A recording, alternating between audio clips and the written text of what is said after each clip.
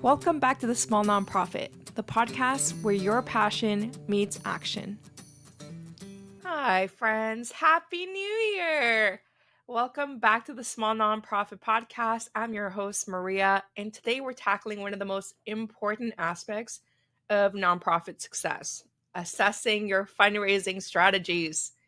In a sector where time and resources are limited, it's critical to focus on what's working and let go of what isn't. Many nonprofit leaders struggle to identify what those things that aren't working are. Today, I'm going to introduce you to something called the 5 pillars of great fundraising. This is a framework that I use with my own clients to make sure that they get the best fundraising successes, and something that I'm going to tell you how to do. So, they're a framework for understanding, evaluating, and optimizing your strategies. If you're working with constrained resources, time, low staff capacity, low funds, this will help you get on the right track to achieve sustainable growth and long-term success. But first, a quick announcement. So we're changing the format of the podcast to bring you even more value-packed practical tips you can start implementing. Today is an amazing example of that. We're doing our first solo episode to bring you as much value as possible. So if you have additional tips on what you'd like to see in these podcast episodes, I'd love to hear from you. But for today, let's dive into the 5 pillars and the specific metrics you can use to assess your fundraising efforts. So the first pillar, prospecting. So strategic prospecting and solicitation. I call this pillar my one-to-one fundraising portfolio. It's all about identifying, cultivating, and soliciting major donors with a personalized approach. So less about casting a really wide net and more about building strong, tailored relationships. So very specific one-on-one. So how can you assess this? There's many stages that take someone from identified to making a gift to making a second gift. Let's see how you can assess if this is working for you, if this is your portfolio. So if you do major gifts, foundations, grants, you might really want to be focusing on these kind of metrics. So how to assess is prospect identification. So are you systematically identifying high potential donors in your own database and also external to it? Your qualification process. How thoroughly are you assessing a prospect's capacity and readiness to give? Your cultivation. Are you engaging donors with meaningful, personalized interactions, but also in the broader impacts of your work? Do they know about the advocacy? Do they know about this other program that they might not be funding? Do they know about, your fundraising model? What makes your organization unique? And can they talk about it? Your solicitation success. So what's your success rate for your ask? That's how you know you're actually prepping people. They see it coming. They're, in it with you. And what's the average size of these gifts? Year to year, are they increasing? Are they decreasing? Why is that? Your stewardship practices. Are you nurturing relationships post-donation to ensure continued support? So, do you have really good conversations beforehand and meet up for coffee and talk to them while they're getting their hair done, and then you don't talk to them again after they make a gift? Or do you continue to have a relationship with that person? That's how you can assess if you're prospecting and soliciting one-on-one correctly. And your key metrics would be number of new major gift prospects identified, conversion rates of prospect to donors, average donation size from major gifts, and donor retention and satisfaction levels. Let's move on to pillar number 2. So pillar number 2 is about your digital funnel. How are you actually acquiring new leads, new people who are going to be interested in supporting your organization, whether that's through volunteering or financial commitment? So in today's world, you 100% need a strong digital presence. That's a non-negotiable. This pillar focuses on creating a really seamless online pathway that guides potential donors from awareness to action. So this is all about journeys. So how can you assess this pillar? Digital presence. Is your website engaging, easy to navigate, and clear about your mission? Can people find where to donate without having to click more than probably 1 click, 2 clicks? I would keep it at. Your acquisition strategies. Are your digital marketing efforts effectively converting visitors into donors? So Are people giving you their email address? Are they, signing your petition? Are they taking that action that you're asking them to take? And if not, this isn't effective. So what can you do to change that? Your user experience for your donation form. Is your donation process simple and intuitive? So not click learn more, click get involved, click make a one-time donation, donate online. Like, it has to be much simpler than that.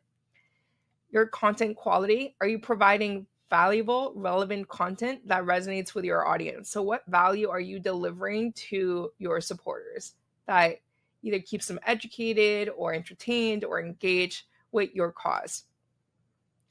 Automation and integration. Are your tools talking to each other? Are your CRM and marketing tools streamlined to support donor engagement? How often are you updating those automated emails? For this pillar, you want to look at key metrics of website traffic and engagement rates. Are people visiting your website and then immediately bouncing? If you have a very high bounce rate, you might want to check that out. Are people going to another page on your website to see what you do, how you do it? And then you can really start to track your donor journeys or service user journeys through your website, which is a key metric. Your email open rate and click-through rate. So click-through rate is also very important because email rates, like with bots and all that stuff, like you're more likely to have skewed rates, but with click-through rates, it's more likely to be accurate. So really looking at those. Conversion rates from digital campaigns. So are people taking that action that you asked them to? Number of new donors acquired through digital channels will be really important. Now, pillar number 3, metrics-based one-to-many campaigns. So instead of doing that one-to-one that we were doing in pillar number 1, this is one-to-many. This is casting that really wide net and seeing what comes back. So it focuses on mass communication campaigns, so email appeal, social media outreach, and events to engage a wide audience. So how to assess this pillar? Campaign planning. Are your goals clearly defined and is your strategy aligned? Making sure that if your goal is to, get 50 new major donors, that you're not then doing, an event possibly, or maybe it is aligned. So really making sure that those align. Audience segmentation. Are you tailoring your messages to different donor groups effectively? If you want to talk to your monthly donors or your lapsed donors, those should be different things. If you want to talk to your volunteers, that should be a different segmentation. If you're looking for people to take an action that's not a transaction, how are you engaging and tailoring these messages to those different audience types? Campaign effectiveness. Are your campaigns reaching the right audience and driving donations? Storytelling impact. Are your stories compelling and respectful, connecting with donors emotionally?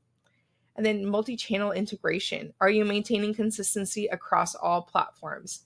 If you have an email appeal, is that also in your email signatures? Is that showing up if your ED is doing a talk? Are they mentioning that you also have an appeal going? How does it show up across all your available opportunities? Your key metrics for this pillar include funds raised, right? What's that return on investment? Donor retention and engagement rates, number of reactivated donors, and growth in campaign response rates. So if last year you had, 20% respond and this year 25 respond, that's a really good sign that you're on the right track. Okay, bear with me. 2 more pillars to go. I hope that you're taking away a lot of value from this. Pillar number 4, your organization's unique value proposition. So this pillar is critical for all aspects of fundraising. It applies to all portfolios. So with some other pillars, they're more portfolio specific, but this one is key across everything. So your unique value proposition should answer, why should someone support your organization?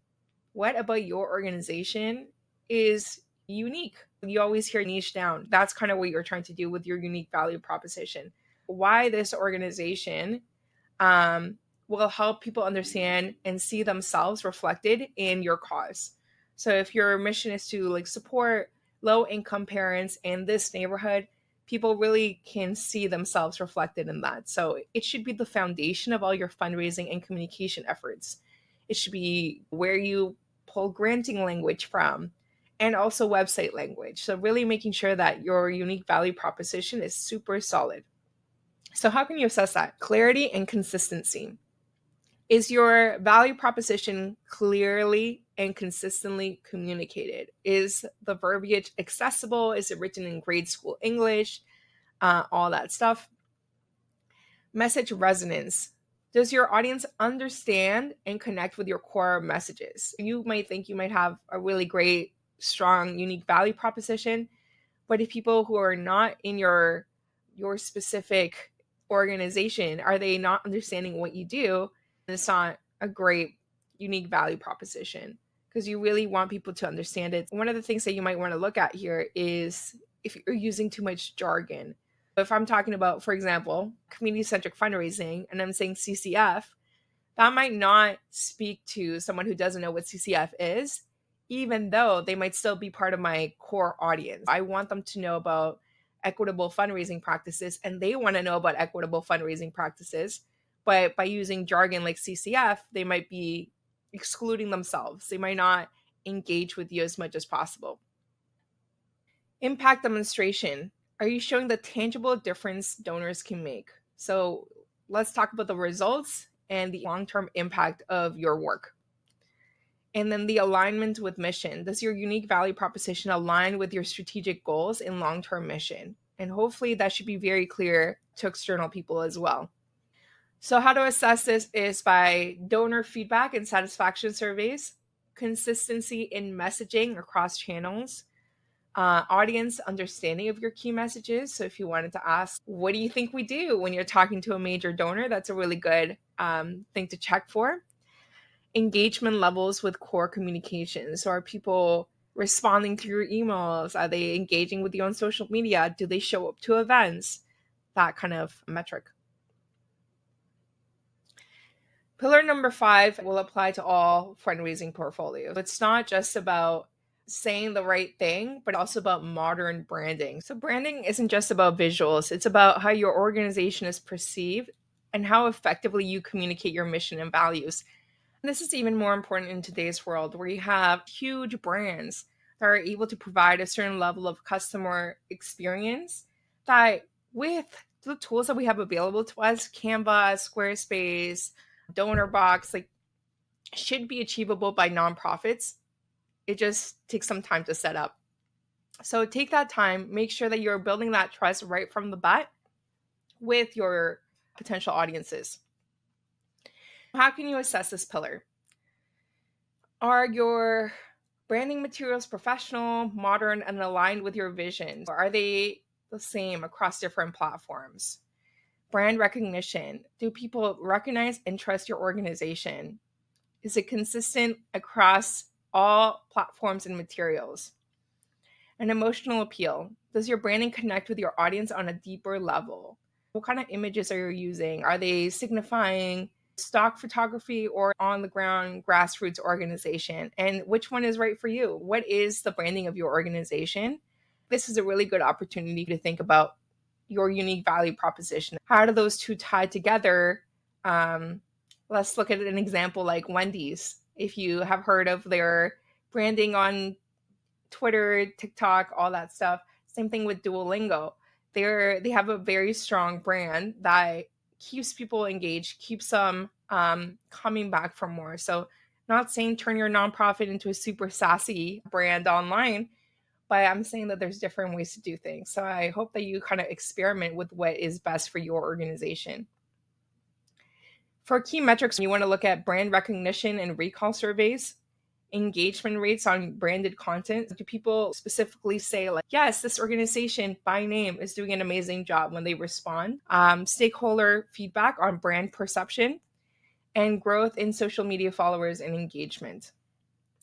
We have these 5 pillars. They're a great place to start, but how do you make this actionable? The first step is to schedule regular check-ins. If you're going to do anything that requires a lot of change or monitoring even, I would say scheduling a weekly check-in would be really, really important. So Schedule that check-in to make sure that you stay on track with your strategy. Then continuous performance tracking. Monitor your metrics and adjust as needed. So you might have a new opportunity or a new challenge, but you definitely want to keep your eye on the prize, making sure your metrics can speak to you and the strategy in a way that gives you the desired outcome. Professional development is also really good to keep investing in. So invest in training and upskilling for yourself and your team, and long-term development. Focus on sustainable growth and capacity building. Don't focus on that like short-term return on investment, because that's what's keeping you stuck in the cycle of, oh my God, we need to raise $300,000 or we're going to close. Like, you need that sustainable growth, which is usually 4 to 10% a year. 4 to 10% is still a really good amount. That's it for all the pillars. Let's talk about some actionable takeaways. How to get started with these. We have our check-ins ready. We have some systems built in. So how to actually get started is, I would suggest picking one pillar. So if you know that you have a big audience of potential monthly donors, one-time donors, you have a big email list, maybe you might want to focus on the one-to-many approach versus the one-to-one, right? You might have a bigger uptake right from the beginning, which might give you the kind of boost that you need to get excited and keep going.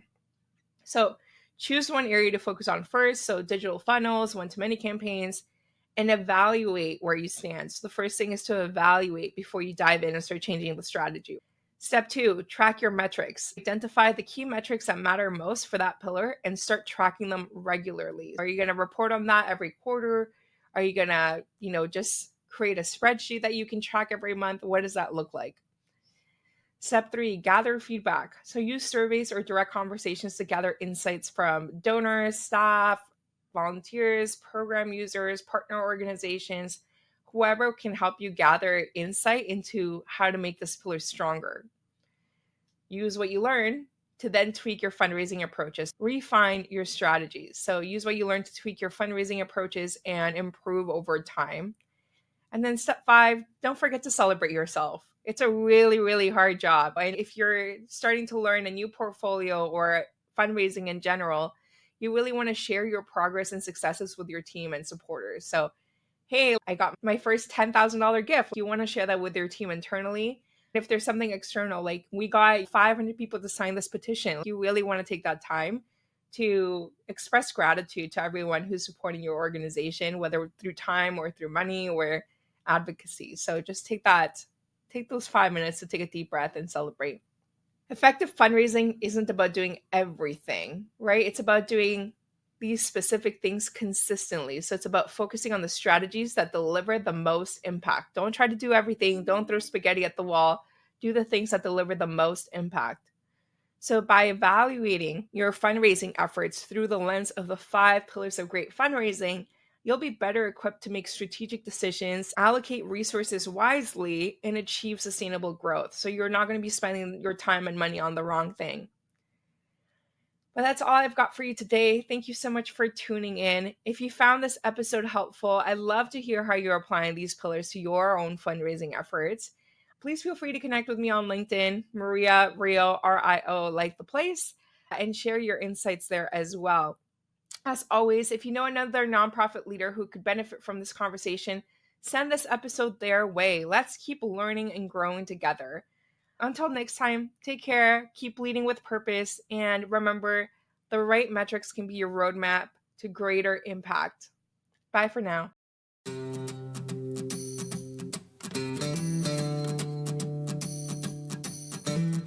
Thank you for listening to another episode of The Small Nonprofit. If you want to continue the conversation, feel free to connect with our guests directly or find me on LinkedIn. Let's keep moving money to mission and prioritizing our well-being. Bye for now.